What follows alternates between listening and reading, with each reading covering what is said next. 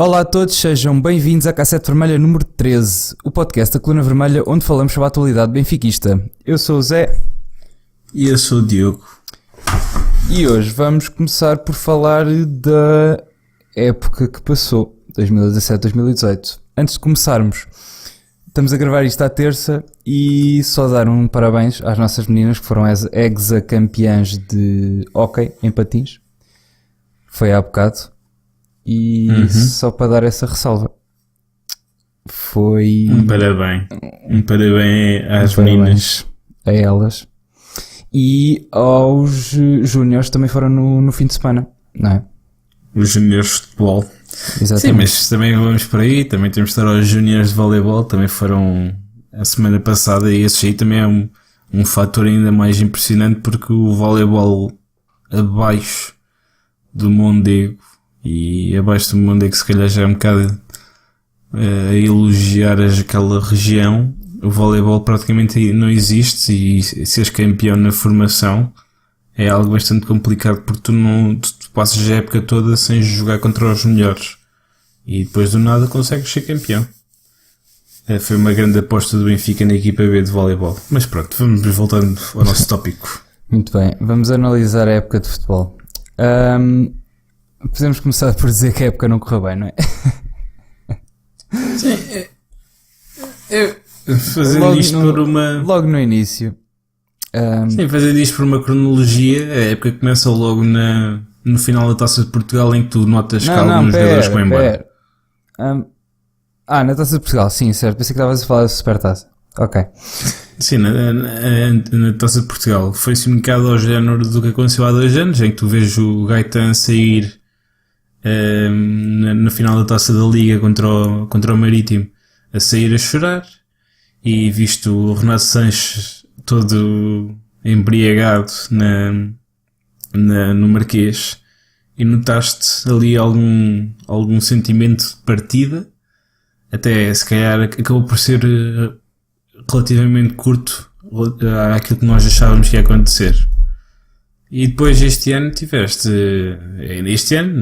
o ano passado, no final da Taça de Portugal, tu notaste outra vez que ia voltar a acontecer a mesma coisa, e foi ainda maior. A começar logo pela pré-época, nós andámos aí a viajar por Portugal e íamos vendo os jogos nas casas do Benfica. E a pré-época foi uma desgraça como não se via desde a primeira época do Rui Vitória. Sim, a nossa página está quase a fazer um ano, não é? É 10 de junho ou é 10 de julho? Por acaso não sei, temos que ver quando é que foi o primeiro post. Eu queria... Eu acho que eu tenho certeza que foi um dia 10, não sei, foi queria dia 10 fazer, ou julho. Eu lembro que estávamos a viajar e na da Bola, em Lamego, vimos um jogo em Vila Real, mas se calhar fazemos para a próxima, eu queria fazer isso, mas se calhar fazemos para o próximo programa o resumo da página e esta nossa viagem por este ano.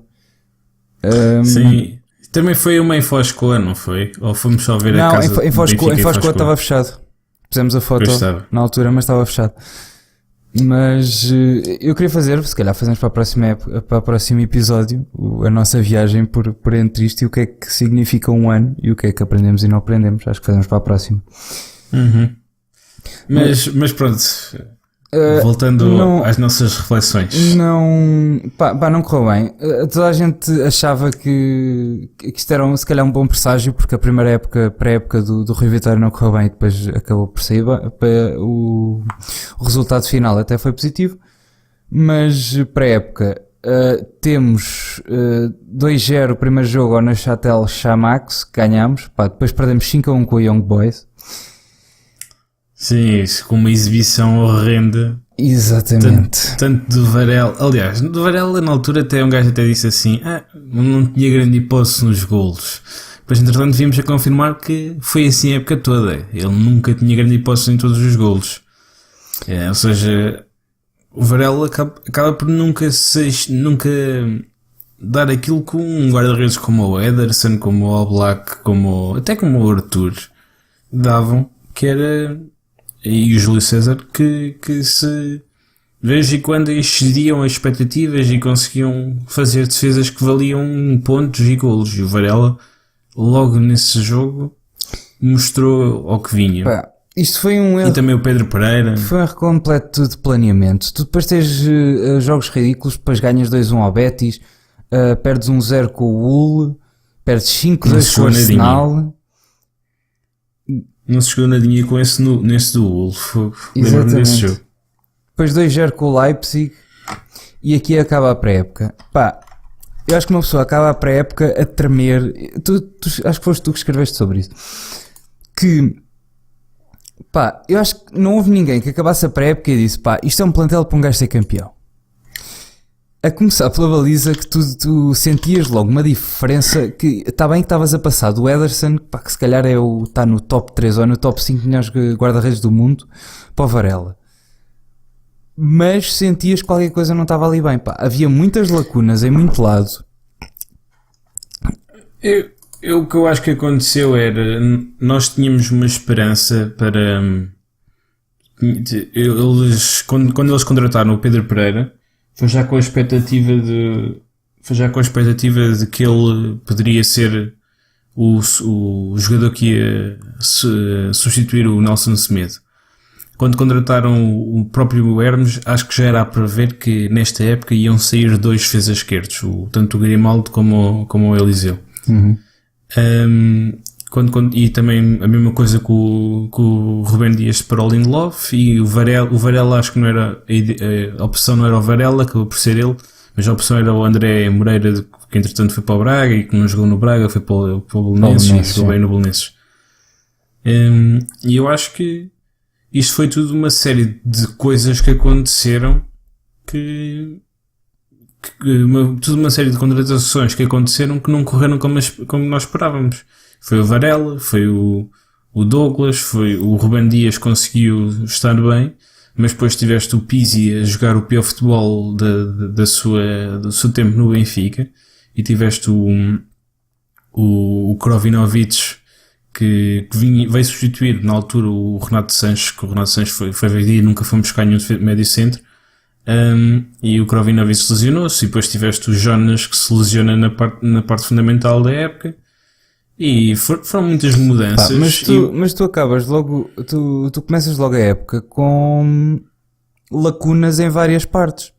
Tu vês que o Pedro Pereira não dá para ir antes da Supertaça, se calhar, ou depois da Supertaça e antes do campeonato. Sim, tu vês logo que ele não dá. Foi nesse jogo do Young Boys que os alarmes começaram a despertar. Pronto, tu vês logo aí que não dá, e partes para a época só com... O Douglas foi contratado no último dia de mercado, certo? 4 ou 5 dias antes, uma coisa. Já não me lembro bem. E tu partes para a época com um defesa direito, que é o André Almeida titular, uma incógnita, não testada, que é o Douglas. Partes com o Eliseu, como se um bocado em baixo de forma, mas pronto, estava para superar se fosse preciso, a defesa esquerda. Epá, e daí para a frente, com uma série de posições, e a baliza, não vamos falar da baliza que nós testámos, acho que foi a última, a primeira época em muito tempo que eu me lembro de haver a rodar 3 guarda-redes que não fosse o Paulo Lopes no último jogo para dar minutos para ser campeão. Epá, pois, foram 3, foram os 3 titulares. Esta época. A terceira jornada da Champions League eu tinha utilizado os 3 guarda-redes. Pá, isto mostra uma falta de planeamento. Não sei se foi planeamento tardio. Pá, que isto nem foi ano de Euro, nem de Mundial, nem de nada. Não sei se foi planeamento tardio, se foi... Toda a gente percebeu que queríamos reduzir um bocado no orçamento e nos gastos para equilibrar isto um bocado, e chegámos ao fim da época e esse objetivo foi cumprido. Agora, o planeamento que se fez com o pouco dinheiro que tínhamos é que foi mau, pá. Tu chegas com um plantel para a época em que tens 2 jogadores que vês logo que não vão servir, que é o Douglas, contratações quase últimas horas, que é o Douglas e o Gabriel Barbosa. Gabriel Barbosa mais ou menos, não é bem assim, porque o Gabriel Barbosa, ele é uma máquina de futebol. Acho que se o Benfica conseguisse recuperar... Mas o Gabriel Barbosa veio para a Europa e ainda não mostrou que consegue ser jogador de futebol. Sim, mas eu acho que aí O Jonas, por exemplo, quando também veio, toda a gente ficou muito apreensiva porque tínhamos falhado o Mitrovic, ou é Mitrovic, sim, e fomos buscar o Jonas, já estávamos em setembro, porque o Jonas estava free agent. E acabou por ser uma das melhores contratações da história do Benfica. E acho que o Gabigol, acho que é um jogador que toda a gente, no Brasil, toda a gente se diz que ele é um craque, e se nós conseguíssemos reabilitar, teria sido um grande reforço para o Benfica. O Gabigol não acuso tanto. E acho que eles acabaram por ter, não sei se é azar, se tiveram falta de cuidado, se baixaram muito o critério. É falta de planeamento, meu. Tu vendes Ederson, vendes o Nelson Semedo, vendes, quem é que vendeste mais? Vendes o Mitroglou, tipo, mesmo quase a fechar o mercado. Mas é que todos esses reforços, eles tinham lá alguém já. Por isso é que eu não acho que seja falta de planeamento. Tinham, mas não deu. Eu acho que foi falta de análise de qualidade dos jogadores. Não sei como é que perderam 8 meses a perceber que o Pedro Pereira sim, não era defesa direito para o Benfica. Isso é que eu acho que correu mal, porque esse é o tipo de coisas que não pode acontecer.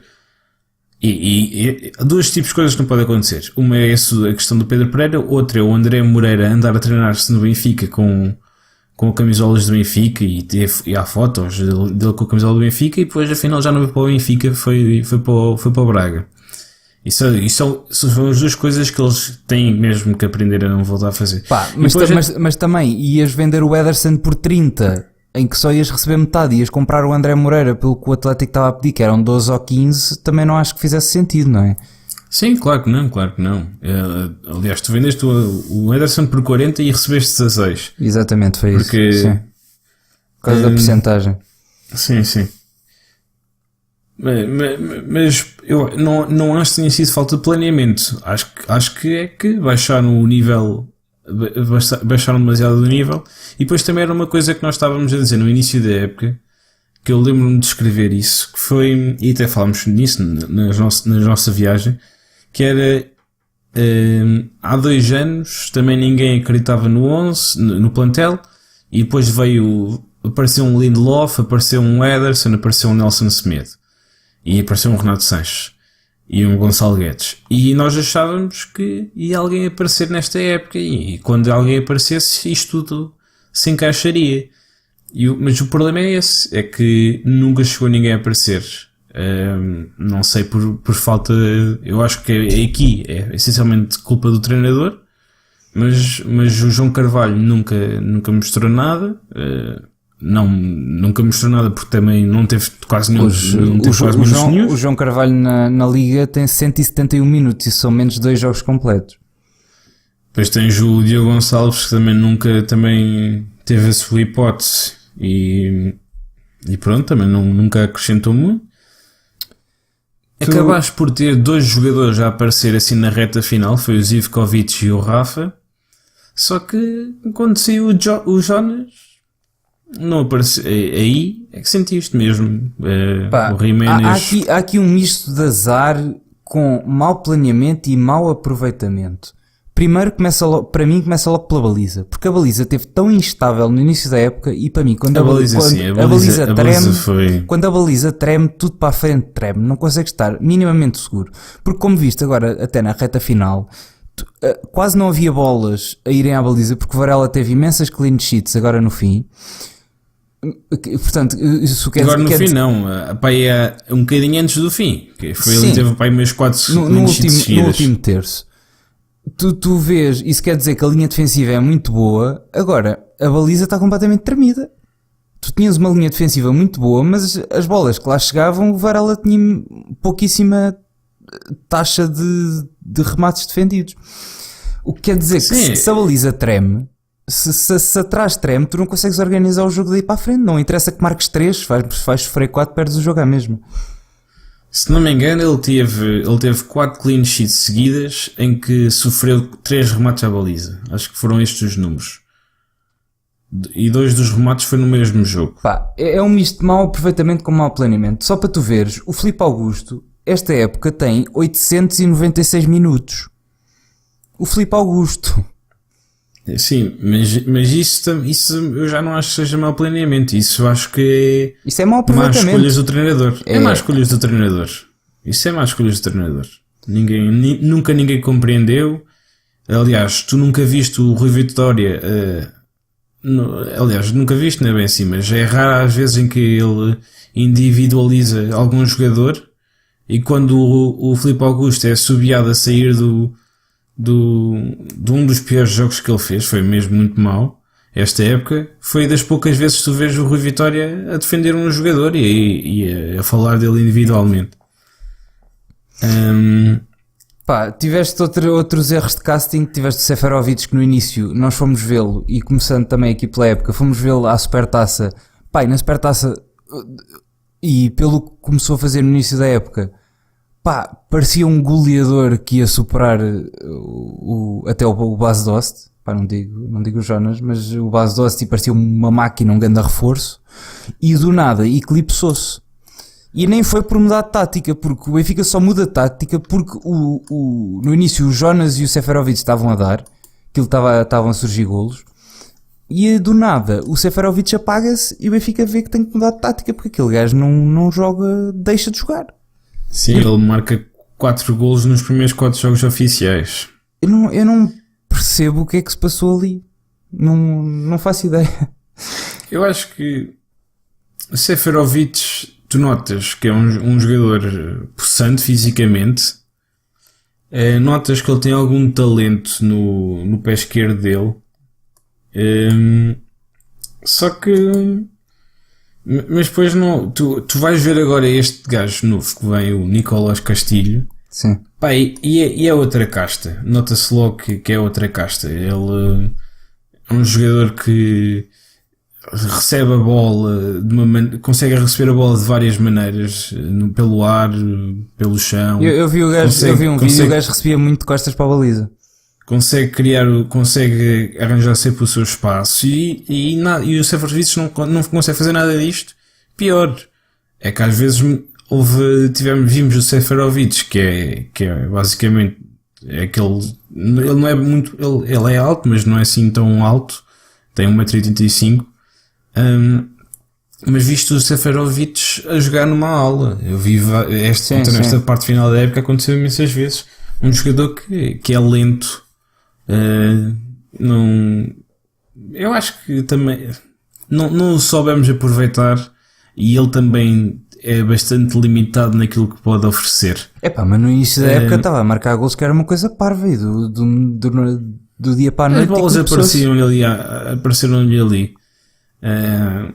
Por exemplo, o Papi Cissé, que jogou no Newcastle numa época em que o Newcastle, acho que é o Papi Cissé, agora não tenho certeza, que jogou numa época em que o Newcastle ficou em 4º lugar. O Newcastle ficou em 4º lugar porque o Papi Cissé teve uma eficácia de remates ele, por cada 2 remates que fazia a baliza marcava um gol. Na época a seguir, isto são números que nem o Ronaldo consegue ter, mas o Papi Cissé teve numa época estes números. Na época a seguir, o Papi Cissé obviamente baixou os números e o Newcastle de 4º lugar da Premier League ia descendo e na época a seguir chegou mesmo a descer. Ou seja, há jogadores que às vezes têm esta aura e conseguem ter vários golos durante um período de tempo. Mas o gajo não era só aqui, porque eu lembro de ver jogos da qualificação da Suíça para o Mundial, pá, e o gajo fez jogos vergonhosos, tipo a falhar golos à boca da baliza, golos óbvios. Sim. Ele acho que até no último jogo da Suíça até foi assobiado. Pá, eu não. Os jogos dele mesmo na Suíça não lhe correram muito bem. Sim. Pá, mas pronto, a época até começou bem, ganhámos a Supertaça ao Guimarães em Aveiro, 3-1. Ganhámos 3-1 em casa ao Braga. Depois foi Chaves fora 1-0, que foi uma vitória importante, é sempre difícil de ganhar. Foi, isso, por exemplo, isso é um daqueles golos do Seferovic. Foi à rasca, mas foi em Chaves, estás a ver, tu percebes. Ok, tu nunca ganhaste à larga em Chaves. Desde que o Sim, Chaves está na primeira. mas, por exemplo, esse foi um dos golos do Seferovic que... Como é que aquela bola passa no meio das pernas daquele guarda-redes? Ah pá, Aquilo foi uma sorte do caraças. Pronto, sim, é isso que eu estava a dizer. mas entrou. Depois tens um dos melhores jogos do Benfica nesta época. Exato, Belenenses, que eu até fui com fui com a minha namorada, foi a primeira vez que ela foi ao estádio ver e pensei que isto ia sempre, ela achou que isto era sempre assim e eu também esperava que isto continuasse sempre assim, mas não. 5-0 ao Belenenses em casa. E depois a partir daí é que tu começas a ter as tuas questões sobre a equipa. Mais ou menos, porque tu empatares com o Rio Ave fora não é assim um resultado péssimo. Pá, não é péssimo. Desculpa, empatares fora com o Rio Ave. 2 semanas depois daquele jogo em que tu ganhaste a arrasca com os Chaves, pá. Tá bem, mas são 2 campos difíceis fora, percebes? É como ir jogar em jornadas quase consecutivas fora a Braga e a Guimarães. Pá, tu não estás à espera de ganhar os 2, acho eu. Se ganhar os 2 é ótimo, só que se empatares um não é assim tão mau. Pá, acho que empatar no Rio Ave nesta altura foi um bocado mau porque tu perdeste logo pontos para os outros 2. Porque o Sporting e o Porto estavam em altas e tinham ganho tudo até agora. Para mim o pior não foi o Rio Ave, foi o que se passou a seguir com o Portimonense. Que eu lembro de me passar no estádio e quase de atirar uma cadeira ao Rio Vitória. Pá, isto foi um jogo tão à rasca, quando o Portimonense foi o jogo do Puskas do André Almeida, daquele gol. Sim, e foi um penalti assim meio... E ninguém sabe como é que foi. Para mim não foi o pior isso. Foi porque o Portimonense marcou aquele golo e foi depois é que foi anulado pelo vídeo-árbitro. Quando o Portimonense marca aquele golo, eu passo-me, eu lembro poucas vezes de me passar assim no estádio, mas pá, começo a gritar, que estes gajos subiram e estão em último e pá, os gajos marcaram um golo, estavam quase a ganhar na Luz na 5ª jornada. Pá, o que é que se passou? O Benfica estava completamente horrível, ainda não sei hoje como é que ganhámos este jogo. Para mim isto foi o pior. Isto foi o início foi o início aqui da decadência do Benfica deste ano. Porque logo a seguir, isto foi dia 8, dia 12, tens o jogo em casa contra o CSKA, que perdes 2-1, também não sei como. Até jogaste bem, mas depois tens um penalti e toda uma situação com a arbitragem.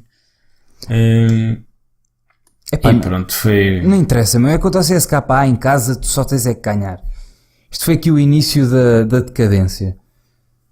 E isto ainda íamos Ainda ias em setembro. Ainda íamos em setembro. Ok? Pronto. Depois, mais um prego no caixão. Fora, perdemos 2-1 com o Boa Vista. Um frango do Varela. Frango do Varela. Pá, e aqui ias com um jogo, uma série de jogos que ias... O empate com o Rio Ave, ganhas a rasca ao Portimonense em casa, perdes com o CSKA em casa e perdes com o Boa Vista fora. Como perdeste. Pronto, depois outro prego no caixão, empate em casa com o Braga para a Taça da Liga. Depois ganhas 2-0 ao Passos em casa. E depois, pá, para mim dos momentos mais tristes que eu me lembro, isso depois também vamos falar quando falamos da página, o 5-0 em Basileia. Aí já não é o Varela na baliza. Aliás, já o Braga já não foi o Varela, foi o Júlio César. Sim. Aí já é o Júlio César na baliza. Epá, mas 5-0 um dos momentos mais momentos da história do Benfica. Se fosse contra o United, um gajo dizia, pá, foi mal, mas é o United. Agora, contra o Basileia, meu... Epá, esta aqui tu ias em setembro, isto foi dia 27 de setembro. Tu tinhas uma época inteira pela frente. Não, e é aí que tu começas a ver que tem mesmo que aparecer alguém e que há ali jogadores que não têm qualidade para o Benfica e tu aí notas que não é só haver jogadores que não têm qualidade para o Benfica, é que tu estás sempre a insistir, tu tens a insistir sempre na mesma tecla que até aqui não deu, porque tu vinhas de uma série de jogos e depois tiveste um empate fora com o Marítimo num igual, tiveste aqui uma série de jogos onde nada foi feito. Porque os resultados eram sempre os mesmos e nada mudava. Pá, e não me venham dizer que é por falta de plantel, porque havia várias opções que não estavam a ser utilizadas. Era sempre a bater na mesma tecla. Sim, era sempre o Filipe Augusto jogava sempre, o os guarda-redes não havia maneira de assentar com um. Na altura ainda não tinhas, já estava a voltar o Grimaldo, ou ainda estavas já com o Eliseu, também estavas com o André Almeida ainda a aprender a jogar na posição. Há ali uma série de coisas. Já tinha voltado ao Grimaldo nessa altura, já tinha voltado. Que ele voltou. Agora Sim, que me lembrei. o Grimaldo está aqui no 5-0 de Basileia. Uhum. Mas pronto, tens ali uma série de gajos que estão. E depois no Brasil também tiveste a expulsão do André Almeida. É pá, sim, mas pá, não, para mim não se admite. É um momento mesmo muito, muito, muito baixo do que se passou. Sim, acho que não há muitos jogos mais humilhantes da história do Benfica, então neste milénio acho que não há mesmo nenhum jogo tão humilhante como esse. A expulsão do André Almeida foi aos 62 minutos, já estavas a perder 3-0. E pronto. Mas seguindo, um igual com o Marítimo, na Madeira, que não sendo um resultado péssimo nesta senda de jogos, pá, foi mais um. Eu não sei como é que o Benfica, pá, eu juro que eu não percebo como é que o Benfica teve a lutar, tipo, até quase à última jornada pelo campeonato, pá, porque esta série de jogos, eu não sei quem é que acreditava nesta altura que o Benfica ainda podia sequer lutar para alguma coisa, porque tu chegaste a dezembro e já lá vamos, eliminado de tudo, pá, e quase arredado do campeonato com esta série de jogos que não fizeram sentido nenhum e que tu não ganhaste quase pontos. Sim, mas a questão é que também não foram assim tantos jogos para a Liga. Essa foi a nossa sorte. Empataste com o Rio Ave. Depois perdeste com o Boa Vista. Depois empataste com o Marítimo. Sim, mas não vinhas com são 3 jogos. Epá, sim, são 3 jogos que isso faz-me lembrar o ano passado. Sim. O ano passado o Porto teve uma sequência de 5 ou 6 derrotas ou empates consecutivos. Só que só foram para aí 2 jogos na Liga. Foi mais ou menos a mesma coisa connosco. Pá, mas a moral com que tu vens ao acrescentar dos outros jogos todos não te agora nada de bom. Isso foi uma das coisas positivas desta época, foi depois desta coisa toda não mandar a toalha se isto fosse no Sporting, e como aconteceu no Sporting, mandavam a toalha ao chão no segundo a seguir. Isto, o Benfica teve de ter aqui uma força anímica para recuperar destas coisas, foi uma coisa parva. Depois veio finalmente o 4-4-2, já com o Sevilla, aliás, primeiro ganhámos na Taça de Portugal ao Olhanense, 1-0 também assim à rasca. Não, foi um golaço do Gabigol.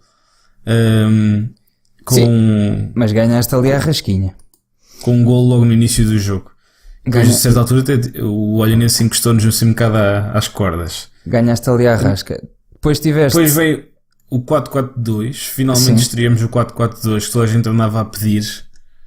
O 4-4-2, o 4-3-3. Finalmente estreámos o 4-3-3 neste caso foi com o Feiza, com o Filipe Augusto e com o Pizzi. E depois tens aquele frango do Sevilla contra o United. Frango, e dizem que não é frango e é um gol estranho. É um gol estranho, sim. É um arramador. É um gol...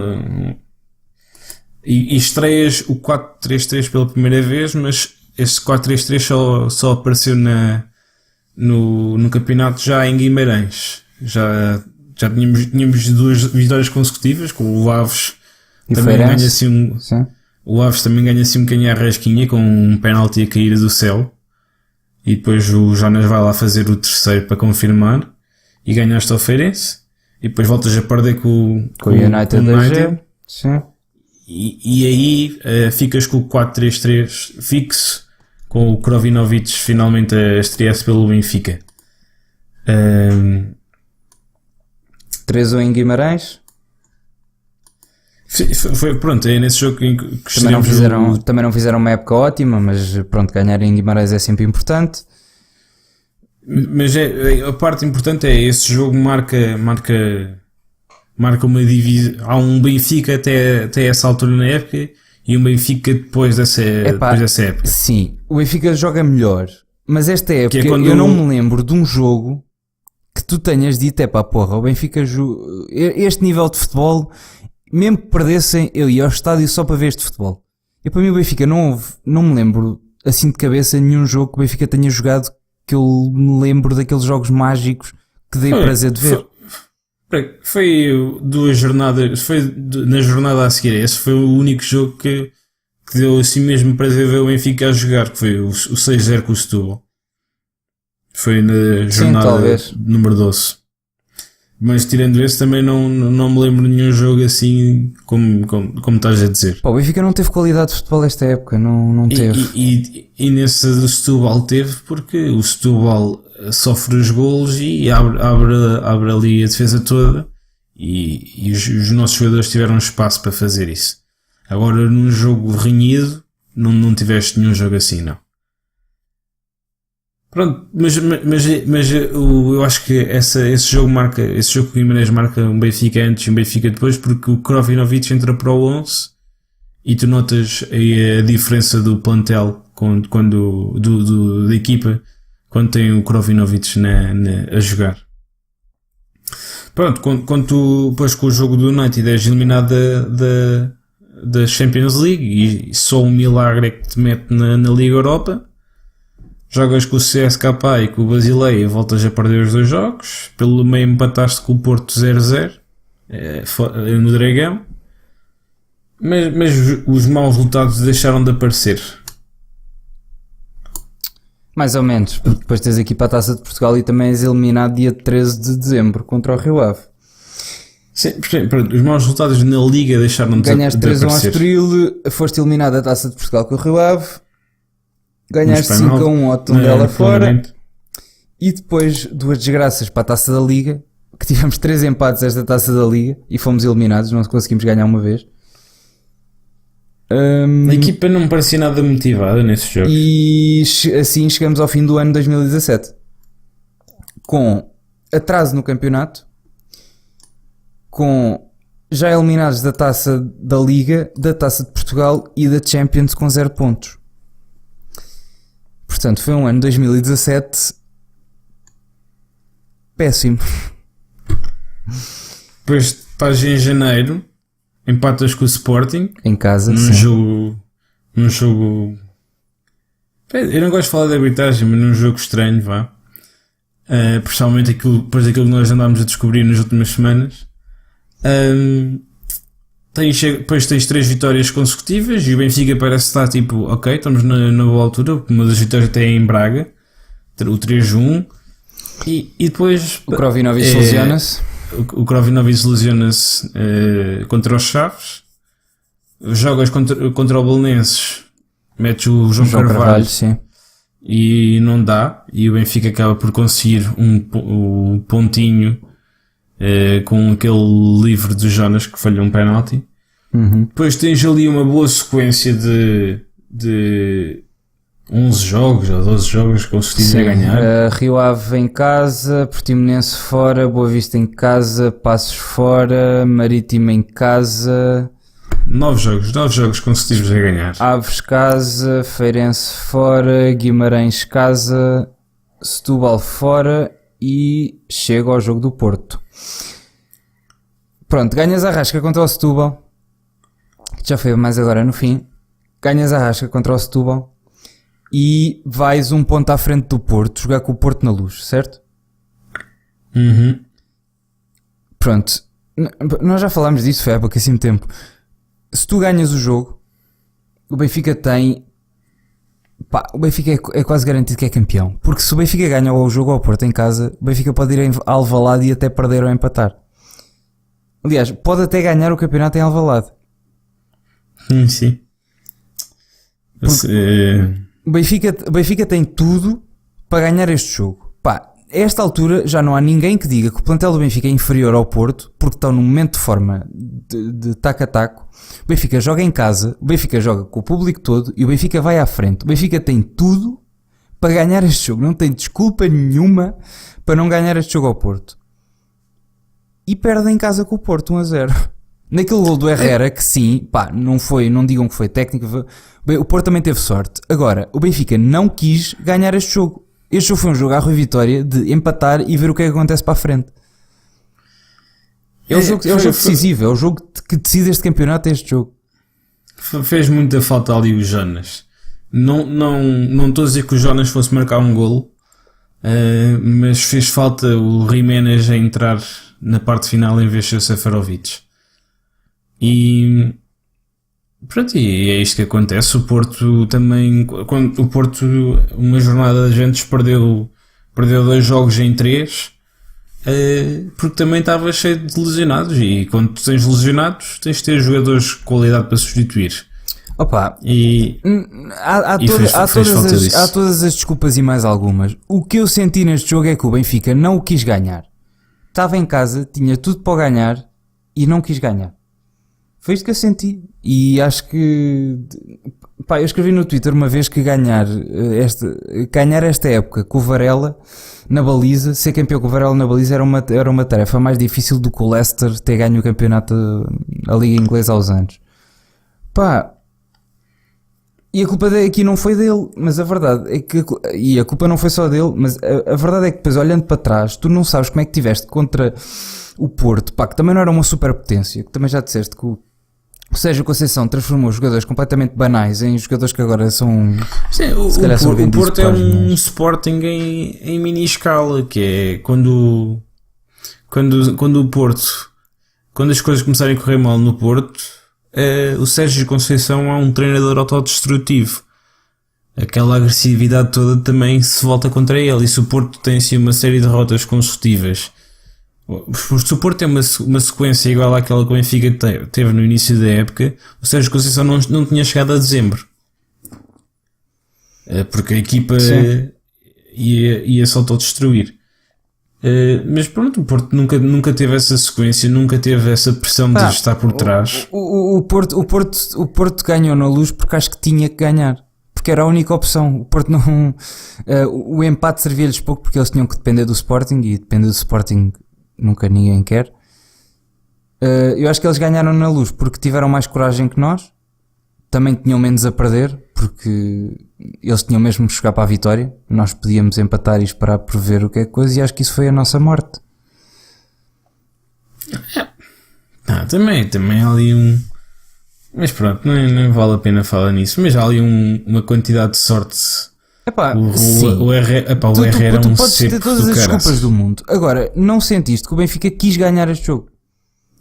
Acho que ninguém sentiu. Sim, nisso sim. Ninguém sentiu. E nisso o Benfica tem culpa própria, mas depois também tens ali um remate no meio de 4 gajos em que a bola... E o gol foi sorte. O único remate de jeito na vida na carreira do Herrera foi aquele. E o gol foi sorte. E pronto. Mas pá, às vezes acontece, mas a sorte também protege quem mais a procura, mais sorte tem. E acho que o Benfica procura menos. Mas pronto, eu moro aqui no Porto e o Herrera hoje em dia é um ídolo ao nível do Kelvin. Depois de ter dado o campeonato ao Benfica o ano passado, de falhar aquela, não é? Também as coisas mudam da noite para o dia. Mas é essas coisas que eu não percebo. É que o Herrera, eu acho o Herrera um cepo do pior. Eu acho que o Herrera joga... Pronto, o gajo, eu acho que ele é bastante mau. Só que agora é um ídolo aqui. Todos os esportistas gostam do gajo e estão-me sempre a chatear a cabeça. O Herrera. Pá, quando o Herrera é aquela coisa, o Herrera é mesmo o cromo. É mesmo um cromo. Eu digo aos meus amigos que o Herrera é o filho do emplastro com uma pedra, com um pisa-papéis. Porque o gajo é mesmo um atrasado. De todas as coisas que o gajo faz, diz-me que o gajo é um atrasado.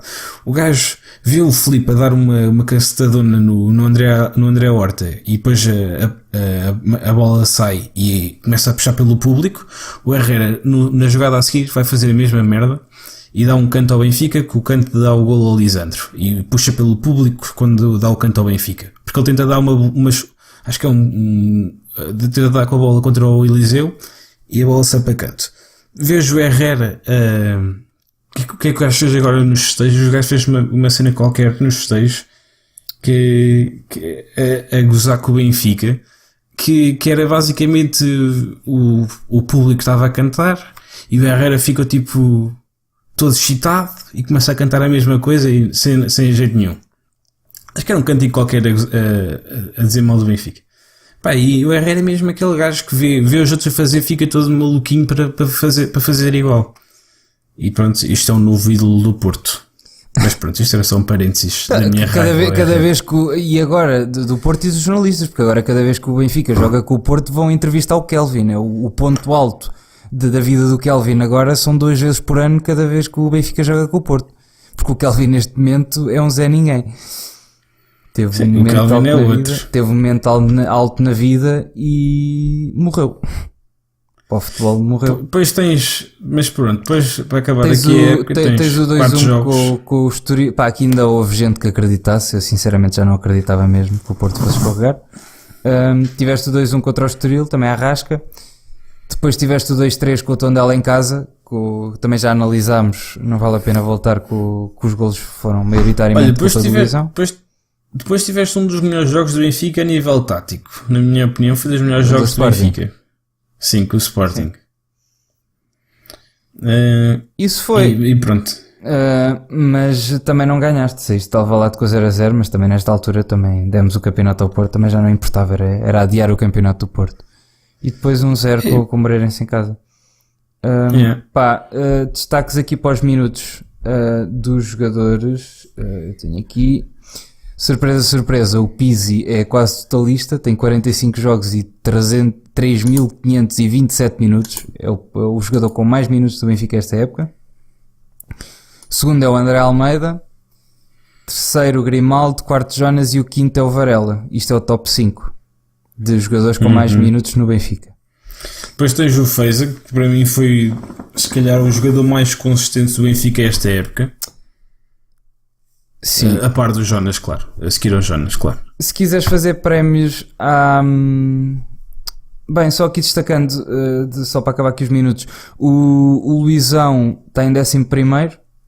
Mesmo assim esta época ainda teve 2.190 minutos. Foi dos 11 mais utilizados. E o Filipe Augusto também impressionantemente tem 896 minutos. Que são quase 10 jogos. Divididos por 14 jogos. Queres fazer prémios à americana? De MVPs? Quem é o MVP? Esse acho que é óbvio, não é? O MVP é... Pronto, o MVP dos humanos é o Feza. Sim. Dos deuses é o Jonas. É o Jonas, certo. O Most Improved, quem é que melhorou mais? Talvez o André Almeida, não? Sim, acho que vendo no início e vendo no fim, acho que será o André Almeida, sim. Porque houve outros, o André Almeida não é o melhor jogador. Ou o Zivkovic. O Zivkovic sim, mas tu já sabias que o Zivkovic tinha qualidade. Tu tinhas visto, era noutra posição. Mas acho que a maior surpresa foi o André Almeida. E o Rookie? Esse só... Pois aí é difícil porque tens 2 jogadores que tiveram bastante bem, né? Tiveste o... Eu chamava-lhe o Rookie do ano, é o Ruben Dias. Sim. O reforço do ano é o Krovinovic. Pois, eu também sou da mesma opinião. A desilusão, para mim, é o Pizzi. Acho que se o Pizzi tivesse sido uma época melhor, o Benfica tinha sido campeão. O Pizzi para mim teve o problema que a época passada teve o Sálvio, porque há jogos que ele já se está a arrastar e vê claramente que precisa descansar e o Rui Vitória não o tira. O ano passado até disse e tinha a convicção forte que o Sálvio estava a jogar para se mostrar, para ser vendido, porque o Sálvio havia jogos que já se arrastava e era titular e estava lá dentro minutos parvos, só saía tipo aos 70 ou aos 80, que o homem já não podia com borrar as costas. E o Pizzi esta época acaba por fazer jogos e jogos e jogos nas pernas sem necessidade nenhuma e cansado, que sem sentido nenhum, porque se calhar se fosse descansar um jogo ou 2 se calhar vinha melhor e não, mas teve sempre bastante abaixo do que nos tem habituado, infelizmente. Mas para mim, pronto, foi a desilusão do ano. E também o pior reforço do ano foi o Varela. Houve vários reforços, aliás, quase todos os reforços não deram resultado. Sim, porque foi o que teve mais impacto. Nós fizemos aí uma lista dos 20 e tal reforços que o Benfica fez e só houve ali 4 que foram, tu vês, que foram, ok, estes são bons. Foi o Krovinovic, foi o Keaton Parks. Sim. E depois foram mais 2 miúdos lá da equipa B. o Alex Pinto e mais alguém, agora não me estou a recordar do quarto. E pronto, era isso. O Bruno Varela acho que foi o pior, mas o Seferovic foi o pior porque teve o que jogou mais, mas depois os outros também não tiveram melhor. Seferovic, Douglas, Gabigol.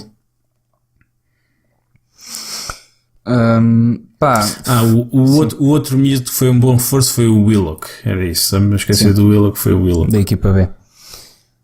Pá, foi uma época para não repetir. Desculpem lá, mas uma época assim acontece. Acho que era completamente evitável esta época. Houve erros a vários níveis.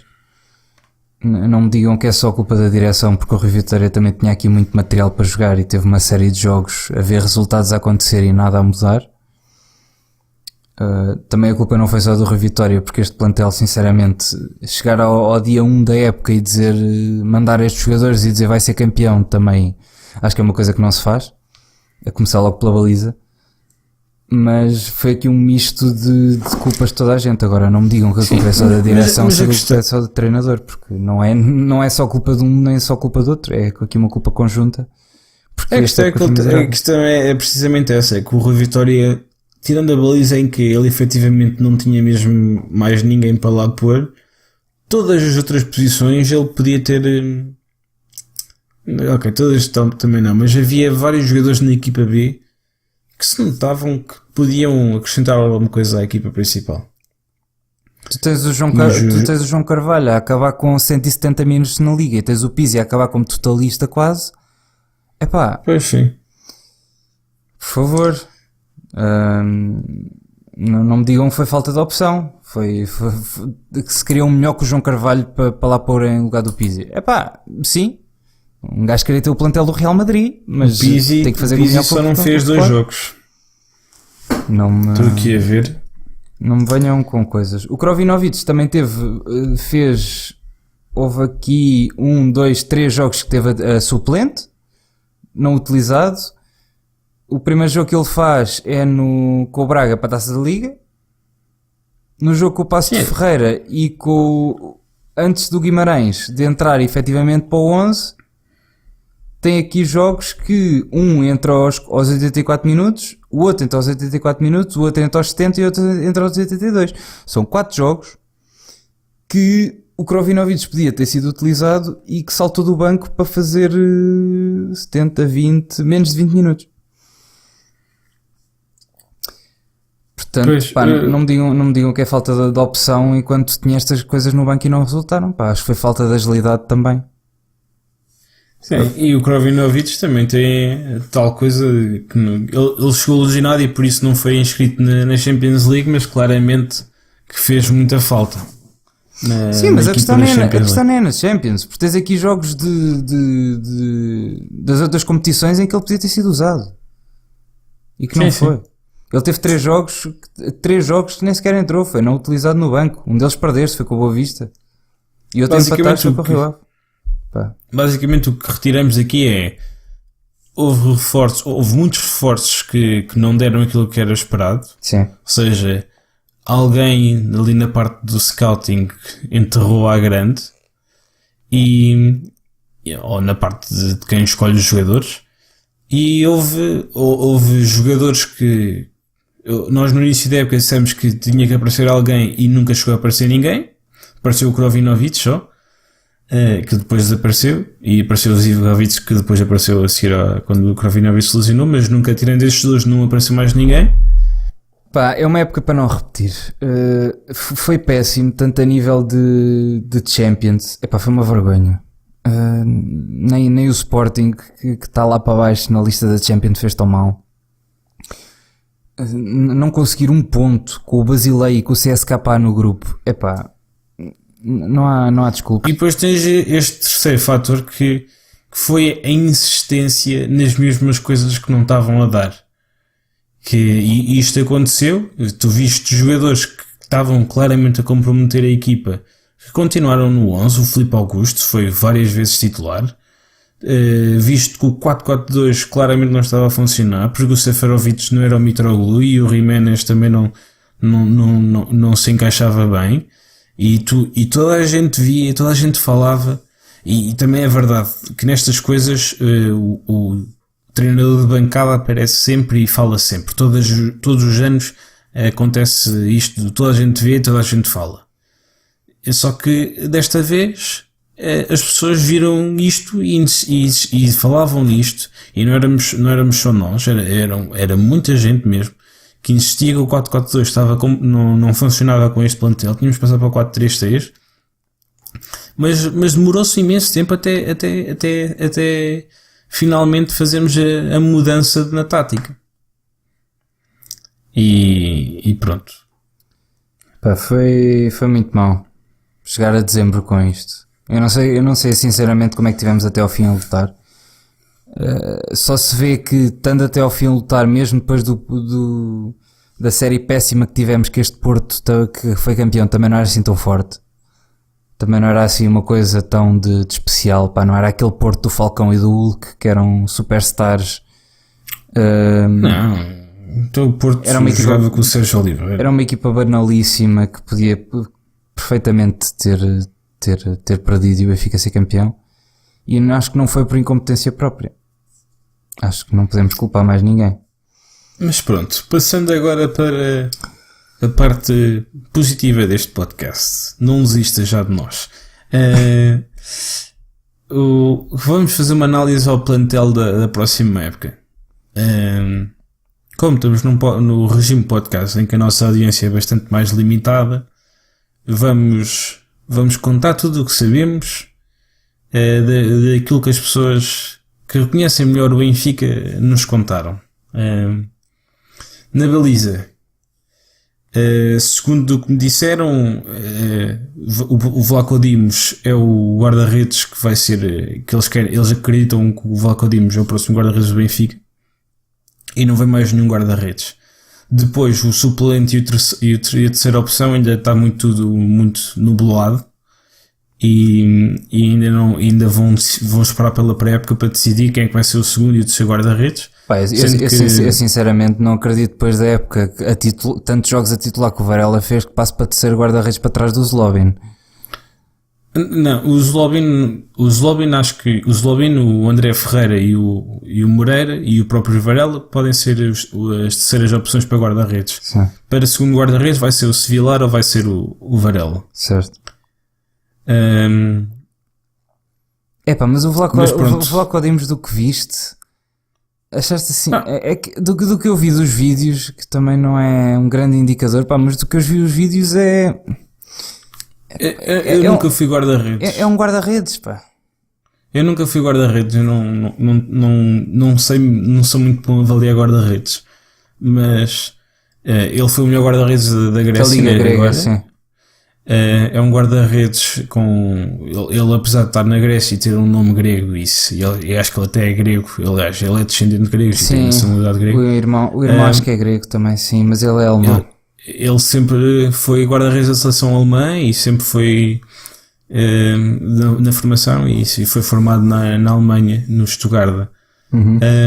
Logo à partida, e isto também é verdade, apesar do ano passado, o ano passado também foi um bocado diferente, porque o Douglas não era a primeira opção do Benfica, nem o Varela também não era a primeira opção do Benfica, e o Seferovic foi o único que nós podemos mesmo apontar ao nosso scouting. O Vlaco Dimos foi a escolha de quem já nos escolheu o Oblak e quem já nos escolheu o Ederson, por isso à partida um gajo tem que confiar. Okay. Também acho uma coisa que é desde que nós tivemos o Oblak e o Ederson, havia uma pessoa no Benfica, o Hugo Oliveira, que já não está no Benfica, e que agora temos um dos treinadores mais licenciados no treino guarda-redes, mas claramente não fez um bom serviço esta época. Se calhar também é uma coisa que nós mais tarde podemos voltar a ver, se o Vlaco Dimos não der bom guarda-redes, se calhar temos que apontar os dedos a este senhor e voltar a buscar o Hugo Oliveira.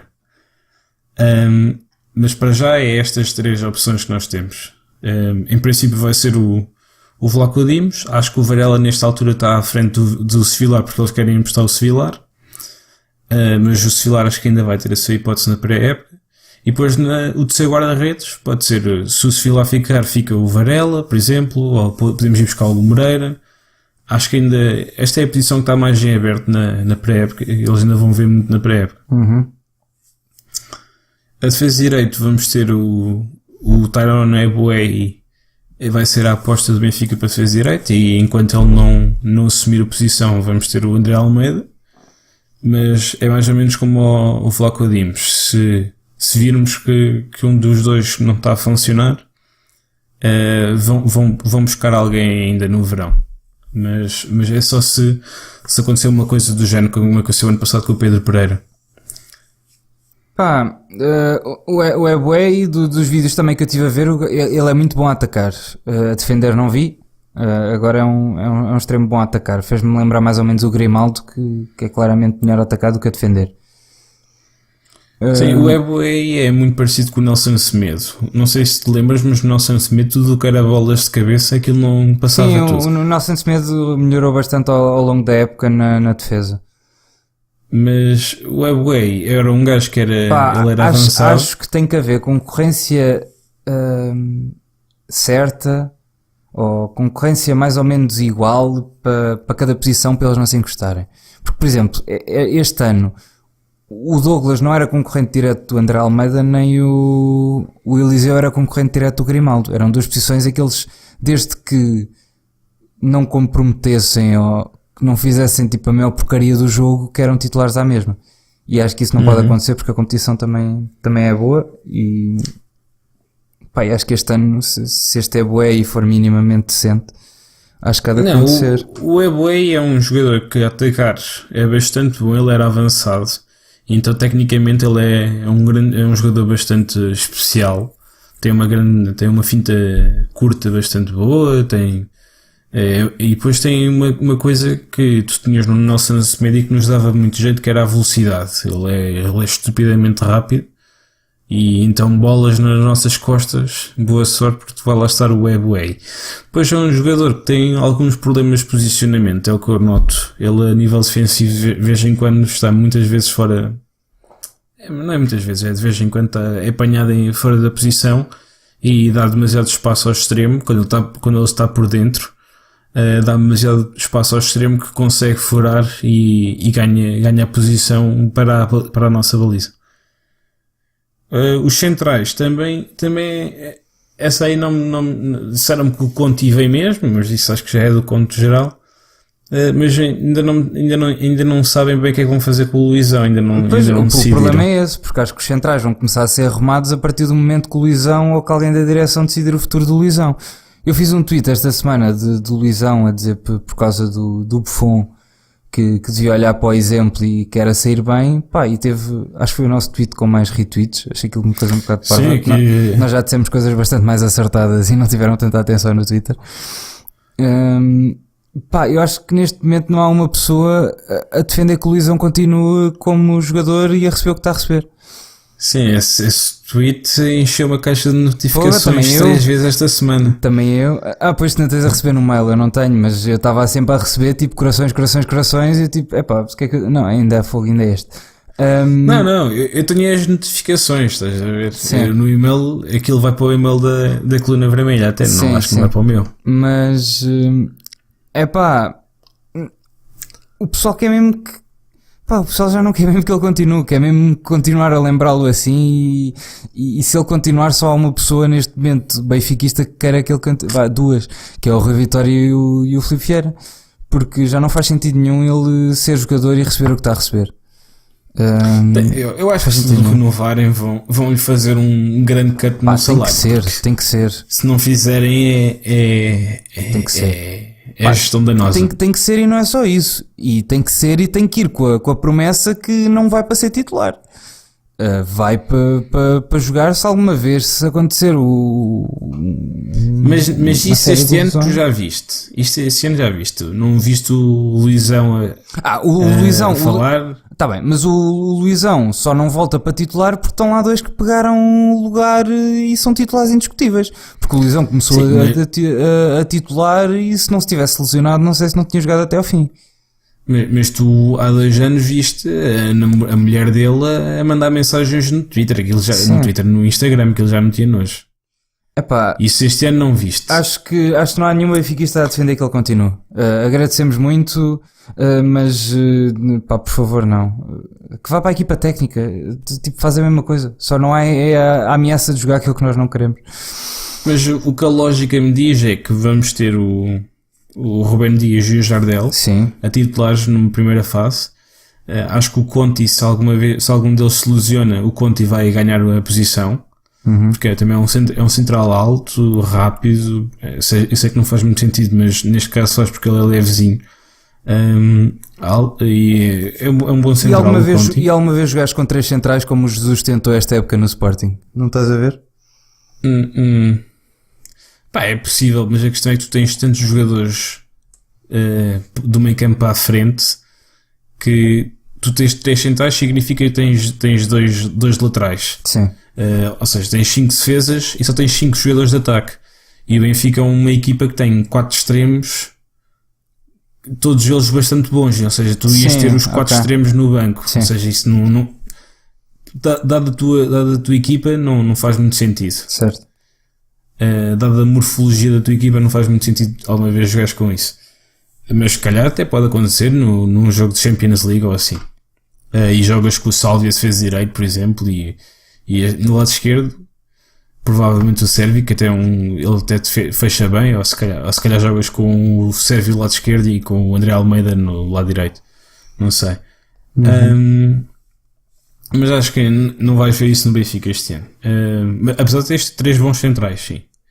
Depois o quarto central, aí pronto, é tal questão, ou é o Luizão, e se for o Luizão eles vão emprestar o Ferro e o Calaica, ou então vai ser o Calaica e o Ferro, e vão os dois funcionar como se calhar como híbridos que treinam na equipa A e jogam na equipa B, ou só um é que faz isto e o outro é mesmo a quarta opção da equipa principal.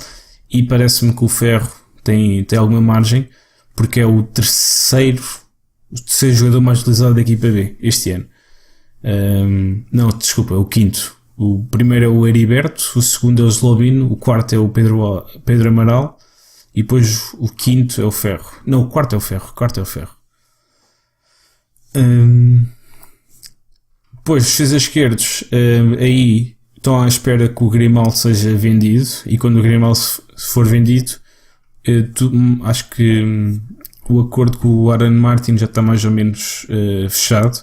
Eles tiveram que o desmentir por causa da CMVM, da mesma maneira que há 2 anos desmentiram com o Mitroglou, mas em princípio vai ser este Aaron Martin.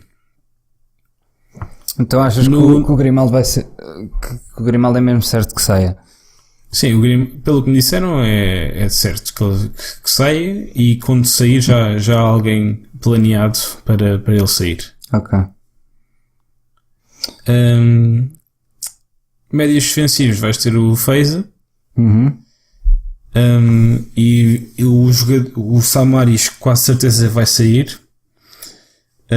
E o segundo eles ainda vão ver na pré-época, mas vão dar uma hipótese tanto ao Pedro Rodrigues, ao PP, como ao Florentino. Ao Florentino, sim. O Pelé e o Alfa Semedo perguntei e disseram-me que para já não estão a pensar em nada disso.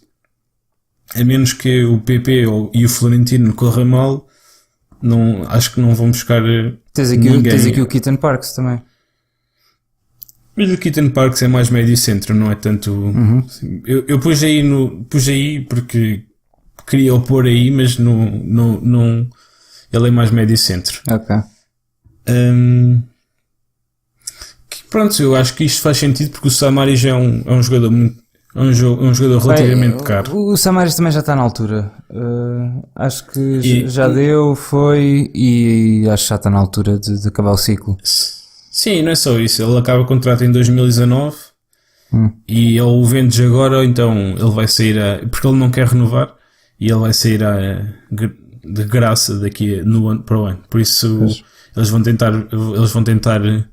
ou metê-lo numa compra, como a do Aaron Martin, ou vão vendê-lo. Ok. Depois, médios centros, vais ter os 3 normais, a menos, isto depois eu digo no final, mas vais ter o Pizzi, o Krovinovic e o Zivkovic, e depois a grande aposta vai ser o Jetson. Eles vão dar uma hipótese ao Jetson e vão lá também ter o João Carvalho como este ano. Mas isto aqui também já tens um excesso aqui de médios centros, não? É o mesmo número que tiveste ano passado. Ano passado tiveste 8 também. Mas vendeste o Filipe Augusto ali a meio. Mas despachaste o Filipe Augusto. E o Zivkovic não contava como médio centro, contava como extremo. Sim, mas não foi. Também tiveste o Krian. Sim, o Krian também tem minutos, sim.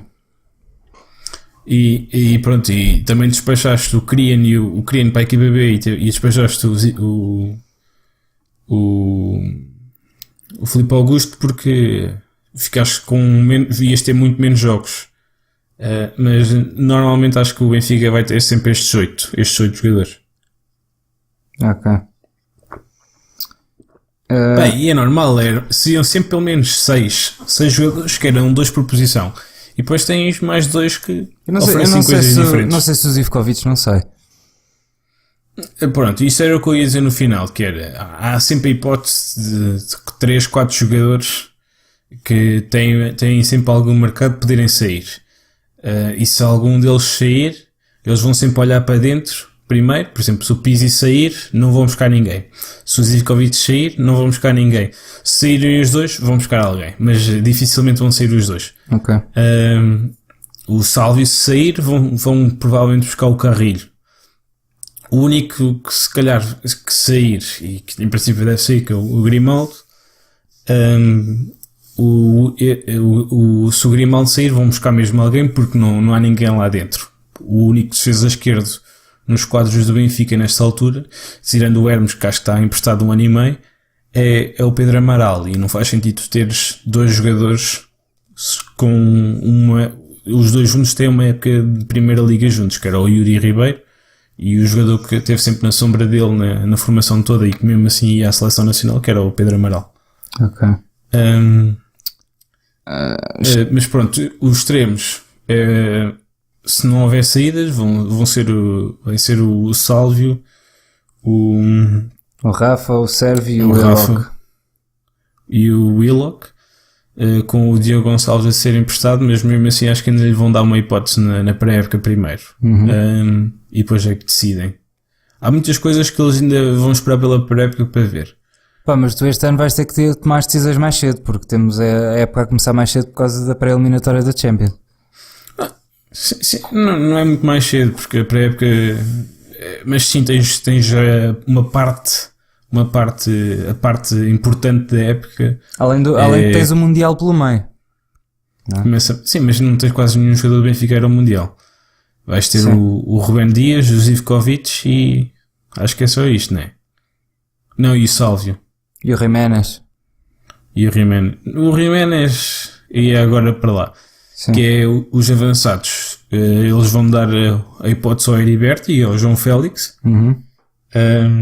O Jonas vai ser o avançado principal. O Castilho vai ser também vai ser um avançado importante. E vais despachar o Seferovic para onde? Quem é que quer o Seferovic? Pois, não sei.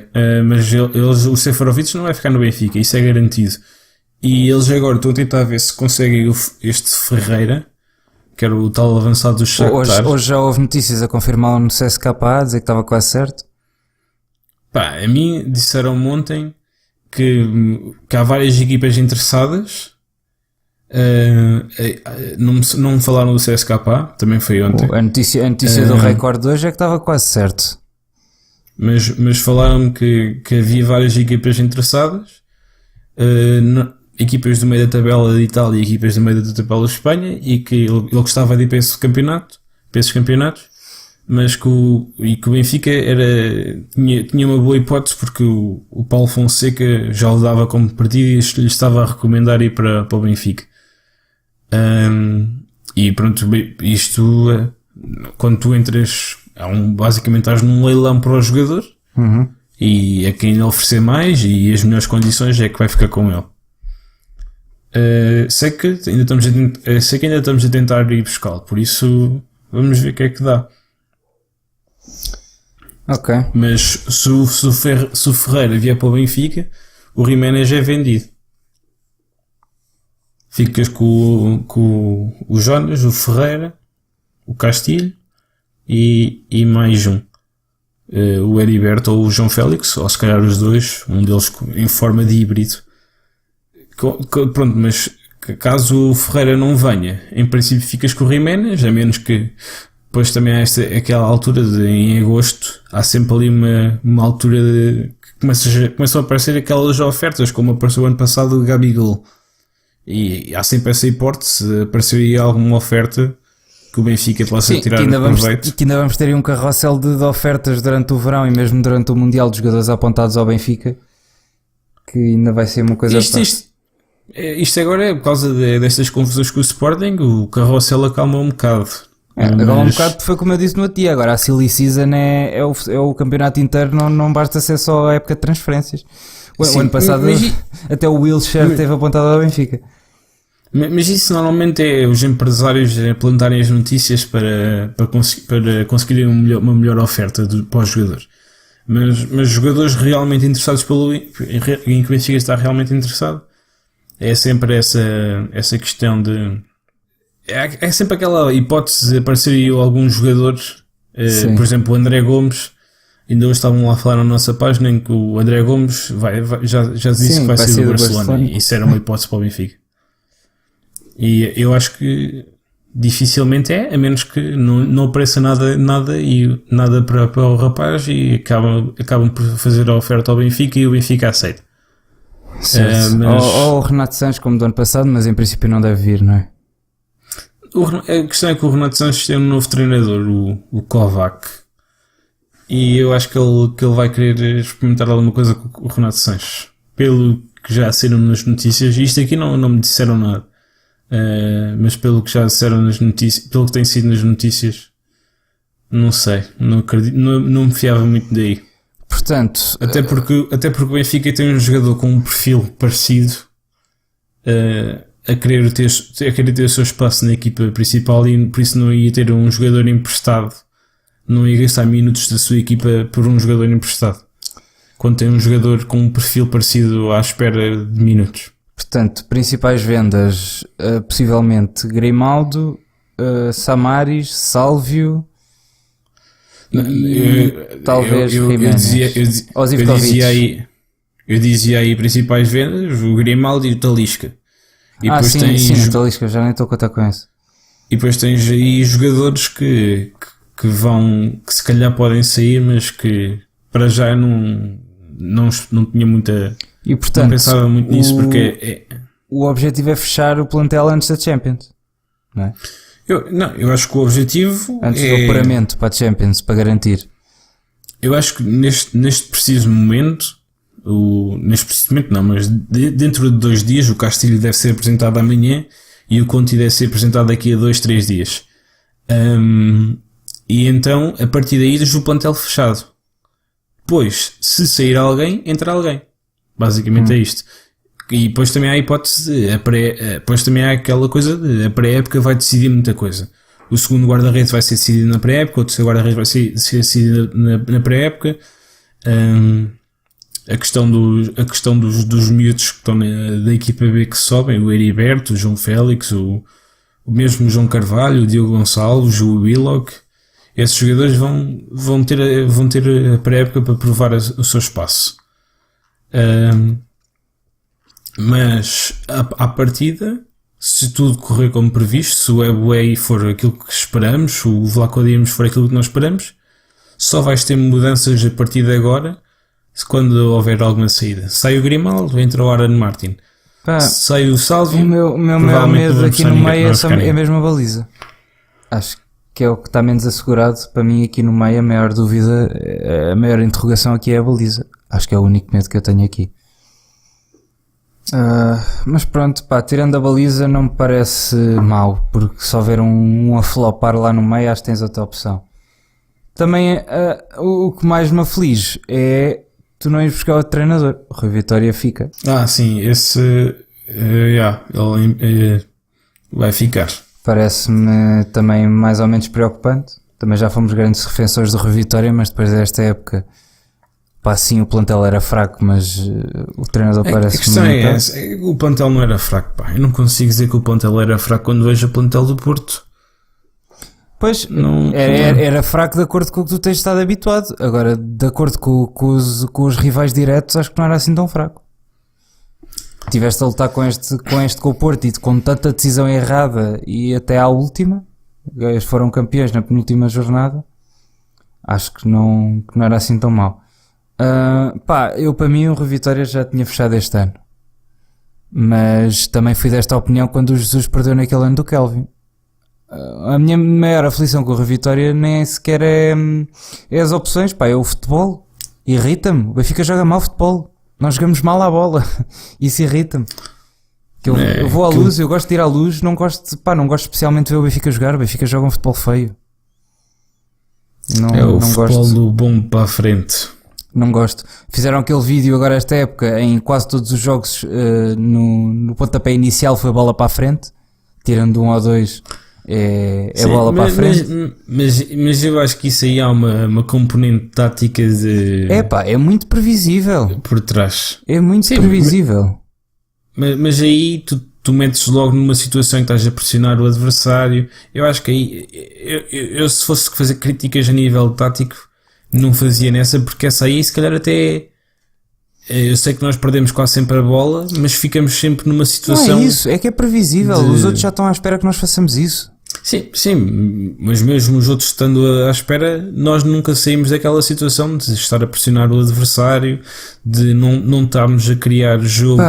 Acho que o Benfica joga mal. O Benfica não tem ideias criativas, não tem lá um criativo pelo meio, e vê-se quando o Jonas sai, o Benfica treme por todo lado, porque o Benfica não funciona bem como equipa.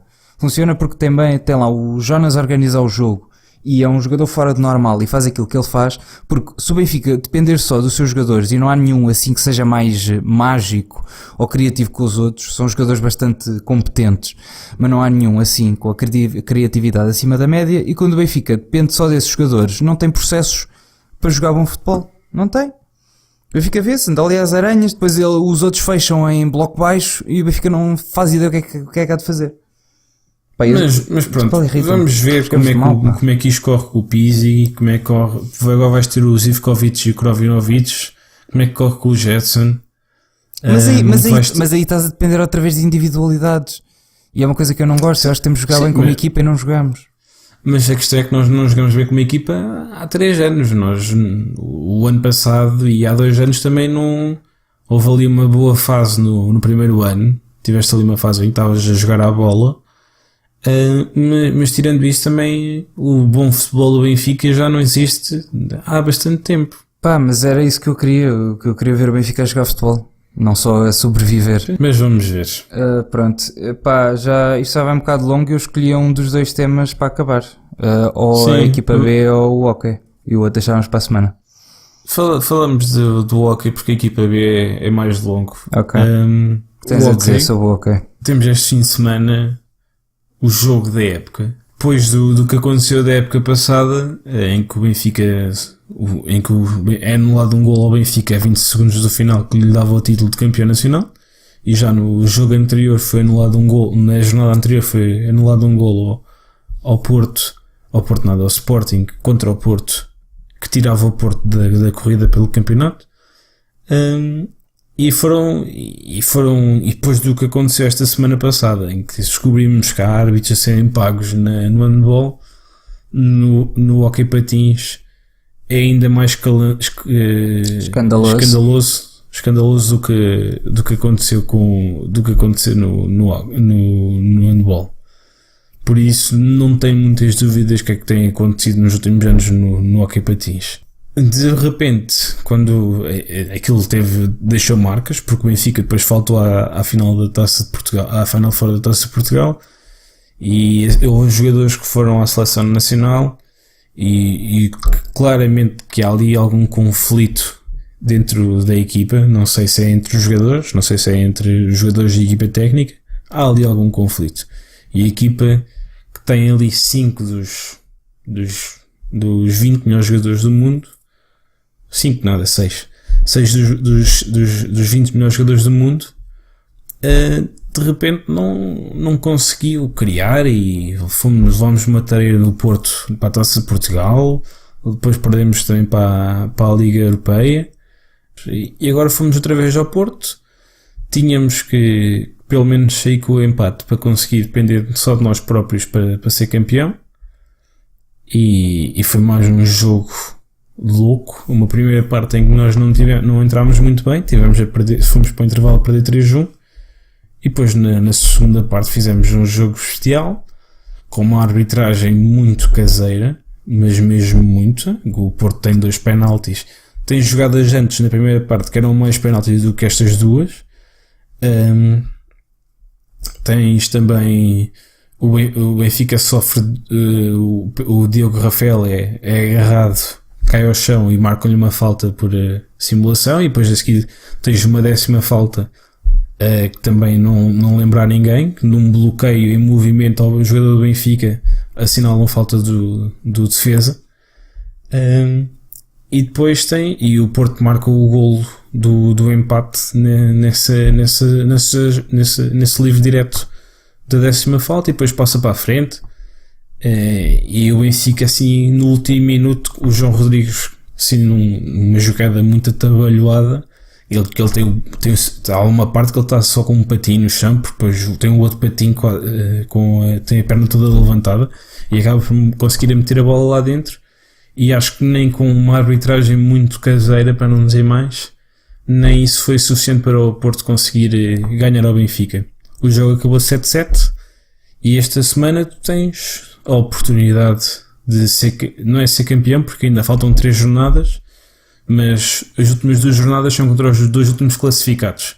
É contra o Infante Sagres, que é uma equipa do Porto, e é contra o Grândola. Ou seja, esta jornada contra o Sporting é a jornada decisiva. Se ganharmos, é quase certo que vamos ser campeões nacionais.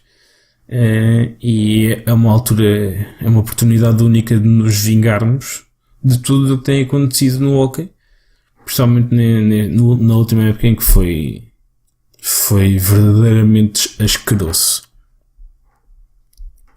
E era isso que eu queria falar aqui. Vão ver o hóquei este sábado às 15. É um jogo fundamental para as ambições do Benfica ser campeão. Muito bem. Tens mais jogos, mais recomendações? Ainda há alguma coisa por aí a dar, ou está tudo já quase Sim, férias? ainda há. Tu tens também o jogo número 1 do Benfica em basquetebol com o Porto. Sim. Da meia final do Campeonato Nacional. Uhum. Tens o jogo número 2 da equipa de futsal com a Quinta dos Lombos. Esse jogo se calhar não é assim tão especial, mas tens também tens a Final Four da Taça de Portugal de handball, que é que este ano é em peso da régua. Uhum.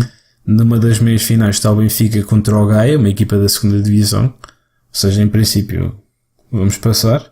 E na outra meia final está o Sporting Porto.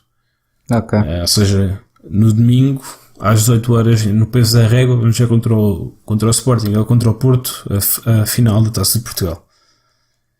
Tens também um Benfica Vermoim de futsal feminino, que é o último jogo difícil da equipa de futsal feminino, e que se ganharmos também ficamos com uma mão e meia no título. E depois tens também um Porto Benfica em iniciados. É a reta final do Campeonato Nacional de Iniciados, em que precisamos de ganhar se queremos ser campeões. Basicamente faltam 3 jornadas. A última jornada é em Alcochete, e nós temos, se não me engano, 1 ponto de vantagem ou 2 pontos de vantagem sobre o Sporting. E se ganharmos no Olival, podemos empatar em Alcochete e somos campeões. se perdemos no Olival, temos que ganhar em Alcochete. Se perdemos e empatamos, só temos um ponto de vantagem, é isso.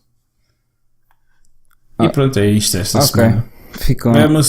e depois claro, eu não percebo nada de atletismo, mas tens a Liga dos Campeões de atletismo em pista coberta. Mas isso eu não sigo, não dá para seguir tudo, eu já sigo bastante. Para a semana talvez falemos disso, mas eu não sei. Ok. E pronto, e chegamos assim ao fim da cassete vermelha número 13. Se gostaram, não se esqueçam de subscrever no SoundCloud, no iTunes, no YouTube e de deixar os vossos comentários. Sigam-nos também nas redes sociais, Coluna Vermelha no Facebook, Galeria Vermelha no Instagram e Curta Vermelha no Twitter. Por hoje é tudo, até para a semana e como sempre, viva o Benfica! Viva o Benfica!